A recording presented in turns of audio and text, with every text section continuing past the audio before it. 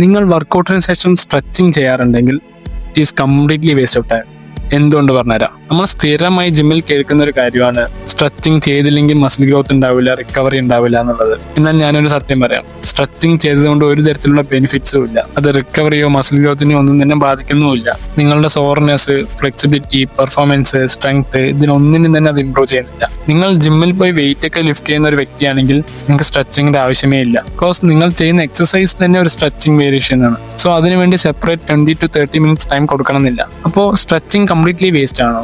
No. നിങ്ങൾക്ക് competition ഉണ്ട്, അതായത് റെസ്ലിംഗ് ഉണ്ട്, ബോക്സിംഗ് ഉണ്ട്, അങ്ങനെയുള്ള കോമ്പറ്റീഷൻസിന് ചില മൂവ്മെന്റ്സ് ഇംപ്രൂവ് ചെയ്യണമെന്ന് നിർബന്ധം ഉണ്ടെങ്കിൽ മാത്രം സ്ട്രെച്ചിങ് ചെയ്യാം. പിന്നെ നിങ്ങൾക്ക് സ്ട്രെച്ചിങ് ചെയ്യാൻ ഭയങ്കര ഇഷ്ടമുള്ള കാര്യമാണെങ്കിൽ നിങ്ങൾക്ക് സ്ട്രെച്ച് ചെയ്യാം. ബട്ട് അതിൽ ബെനിഫിറ്റ്സ് ഉണ്ട് പ്രതീക്ഷിച്ച് ചെയ്യരുത്. അതല്ലെങ്കിൽ നിങ്ങളൊരു റീഹാബിലാണ്, ഇഞ്ചുറി കഴിഞ്ഞിട്ടാണ് വന്നിരിക്കുന്നതെങ്കിൽ നിങ്ങൾക്ക് സ്ട്രെച്ചിങ് ചെയ്യാം. അപ്പൊ നിങ്ങളുടെ കൂട്ടത്തിൽ ആരെങ്കിലും വർക്കൗട്ട് കഴിഞ്ഞതും സ്ട്രെച്ചിങ് ചെയ്യണമെന്ന് പറയുന്നുണ്ടെങ്കിൽ അവർക്ക് ഈ വീഡിയോ സെൻഡ് ചെയ്ത് കൊടുക്കാം.